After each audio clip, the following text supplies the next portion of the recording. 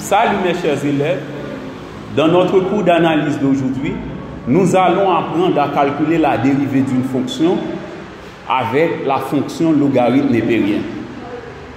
Ok, donc je dois vous dire que vous avez des précautions à prendre avec cette méthode pour calculer la dérivée d'une fonction. Ok, parce que parfois on pourrait trouver le bon résultat, mais les démarches ne sont pas acceptables. Ok, donc il y a une dérivée qu'on utilise ordinairement, c'est ln u sur v. ln u sur v. Maintenant, avec la propriété ln a sur b donne ln a moins ln b, on pourrait dire ln u moins ln v. Mais il faut faire attention, parce que u sur v pourrait exister, mais pourtant ln u n'existe pas, ln v n'existe pas. Par exemple, ln moins 1 sur moins 2 existe. ln moins 1 sur moins 2 existe, mais ln moins 1 n'existe pas. ln moins 2 n'existe pas. Ok, parce que moins 1 sur moins 2 donne 1 demi, mais ln moins 1 n'existe pas, ln moins 2 n'existe pas. Donc, on pourrait faire ça en prenant ln des deux membres et ln u moins ln v. Eh bien, on pourrait faire ça, c'est si U et V sont strictement positifs. Ok? Donc, c'est dans ce cas qu'on va parler de la dérivée logarithmique de cette façon-là. Maintenant, en dérivant ln U, c'est U' sur U. En dérivant ln V, V' sur V. Donc, ce serait plus simple d'appliquer cette formule. Mais mathématiquement, on pourrait avoir ln U sur V qui est défini sur un ensemble. Mais sur cet ensemble, on ne peut pas prendre ln U moins ln V. Ok? Je vais vous donner quelques exemples. Par exemple, voici une fonction. f de x est égal à ln x plus 1 sur 3 moins x. Ok? Donc c'est dérivé logarithmique. Donc on fait des approches à présent. f de x est égal à ln x plus 1 sur 3 moins x. Maintenant, la fonction f est définie ici sur un ensemble tel que x plus 1 sur 3 moins x soit strictement positif. Le rapport doit être strictement positif. Maintenant, en étudiant le signe de x plus 1, on a trouvé ce tableau-là. Ok? Et en étudiant le signe de 3 moins x, on trouve ce tableau de signes. Eh bien, ce qui nous intéresse, c'est l'endroit où le rapport est strictement positif. Faisons le rapport en appliquant des signes, moins, plus, moins. Eh bien, qu'est-ce que vous remarquez? Le domaine de définition, c'est l'intervalle moins 1, 3. Pourquoi c'est moins 1, 3? Parce que c'est dans l'intervalle moins 1, 3 que le rapport est strictement positif. Eh bien, ce même intervalle, sur ce même intervalle, x plus 1 et 3 moins x sont à la fois strictement positifs. Donc, avec la fonction ln x plus 1 sur 3 moins x, on pourrait appliquer cette formule. Parce que u et v sont strictement positifs sur moins 1, 3. Ok, donc, si on venait de calculer la dérivée et le domaine de définition de f, puisque sur moins 1, 3, x plus 1 et 3 moins x sont à la fois strictement positifs, eh bien, on pourrait appliquer cette formule. Mais il existe des cas où l'on ne peut pas faire ça de cette façon. Par exemple, si on a f de x égale à ln 3x moins 4 sur x moins 2, comme pour tout à l'heure, le domaine de définition, c'est l'endroit où le rapport est strictement positif. Eh bien, avec le tableau, le numé, c'est 4 tiers qui annule le numé, qui nous donne ce tableau de signes. Le déno, c'est 2 qui annule le déno, qui nous donne ce tableau de signes. Donc, vous voyez, en appliquant la règle des signes, le domaine de définition, c'est l'intervalle moins l'infini 4 tiers, union 2 à plus l'infini. Mais, le domaine de définition de f, c'est moins l'infini 4 tiers, union 2 à plus l'infini. Mais, 3x moins 4 et x moins 2 ne sont pas à la fois strictement positifs sur cet ensemble de définitions. Ok?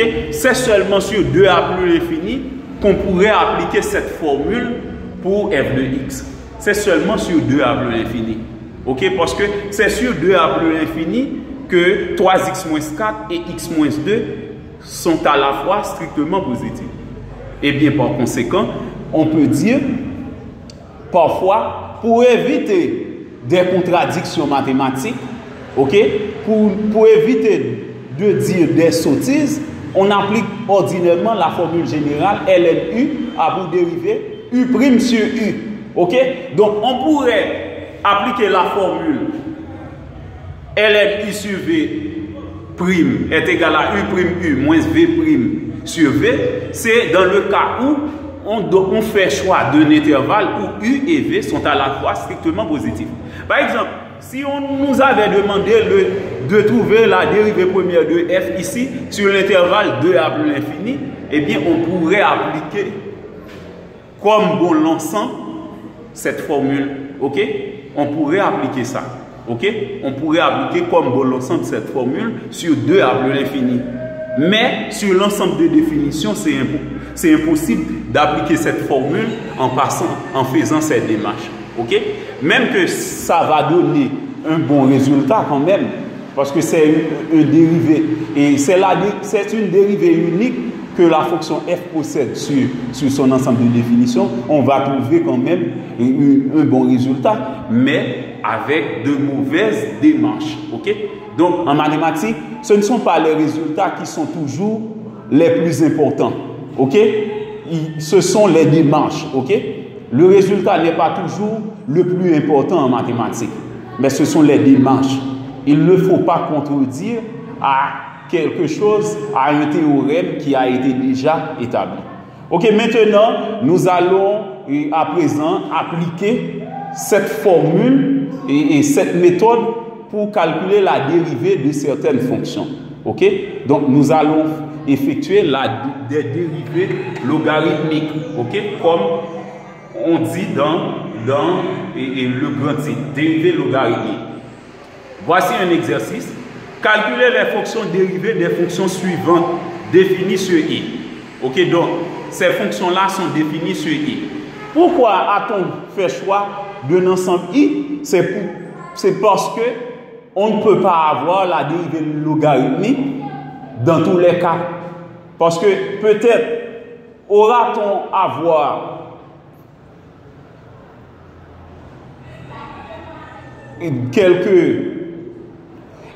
peut-être va-t-on avoir la structure ln dans la dérivée. Par exemple, si on trouve ln x, par exemple, même que cette fonction pourrait être bien définie sur R, mais sa dérivée, on ne peut pas calculer sa dérivée sur R. Sa dérivée sur R n'existe pas. Ok, c'est pourquoi on fait choix d'un ensemble de préférences R star plus. Ok, de même pour cette fonction. Cette fonction est bien définie sur R privé de 0. Mais sa dérivée pourrait ne pas être existée sur R privé de 0. Donc, de ce fait, on fait le choix d'un ensemble dans lequel on va pouvoir calculer cette dérivée première. Ok, donc la première fonction c'est f de x est égal à x exposant x. L'autre c'est f de x est égal à x exposant 1 sur x. X exposant x en A, x exposant 1 sur x en B. Et dans tous les deux cas, l'intervalle i c'est R star plus. Ok? Donc nous allons voir pourquoi. Maintenant, je commence avec le commencement. F de x est égal à x exposant x. Sur R star plus, x exposant x est toujours un nombre strictement positif. Et bien de ce fait, je prends ln des deux membres. Puisque les deux membres sont strictement positifs, eh bien on a ln f de x est égal à ln x exposant x. Avec la propriété ln a exposant m donne m ln a, on a ln f de x est égal à x ln x. Ok, maintenant, les deux membres sont écrits. Maintenant, si on dérive chaque membre par rapport à x, eh bien, cette partie représente ln u. Sa dérivée, c'est u' sur u. Eh bien, je dérive ln f de x. ln u, c'est u' sur u. Donc, ln f de x, c'est f' de x sur f de x. Puisque la dérivée se fait par rapport à x. Maintenant, pour le second membre, il y a x ln x. C'est u par v. On dérive u, c'est u' v plus v' u. La dérivée de x donne 1 par ln x. plus x qui se multiplie par la dérivée de ln x qui donne 1 sur x. On a bien appris que la dérivée de ln x donne 1 sur x. D'une manière générale, la dérivée de ln u, c'est u' sur u. Donc, u ici, c'est x. Eh bien, ça donne 1 sur x. Maintenant, on réduit. Ça donne f' de x sur f de x est égal à 1 par ln x qui donne ln x. X divisé par x ou encore x qui se multiplie par 1 sur x, ça donne 1. Ok, donc f' de x sur f de x donne ln x plus 1. Maintenant, on fait le produit des extrêmes est égal à celui des moyens. Donc, f' de x donne f de x par ln x plus 1. Maintenant, on remplace f de x par sa valeur initiale. Donc, f' de x donne x exposant x par ln x plus 1. On fait de même dans la partie B. Dans la partie B, c'est encore sur R star plus. Sur R star plus, 1 sur x existe et 1 sur x est toujours strictement positif.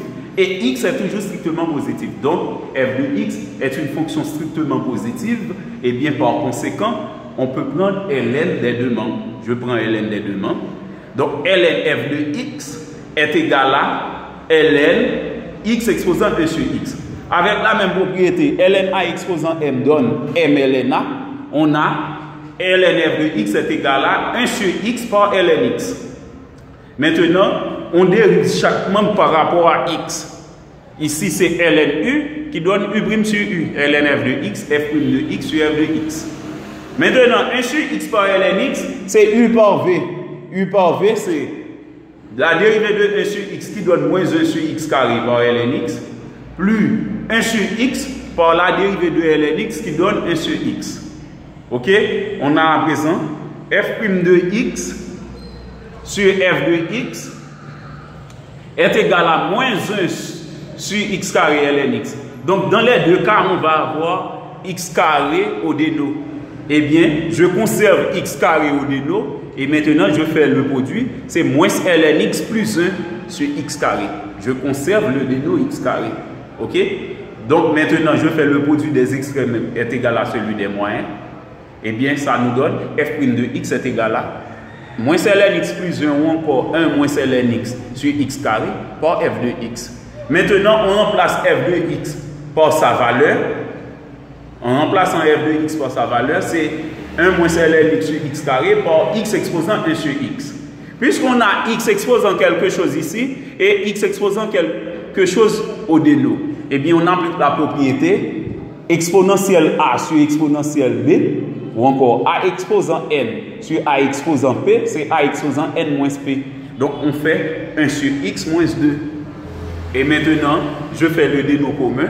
Donc, la dérivée première de f, c'est 1 moins ln x par x exposant 1 moins 2x sur x. Ok? C'était tout pour aujourd'hui.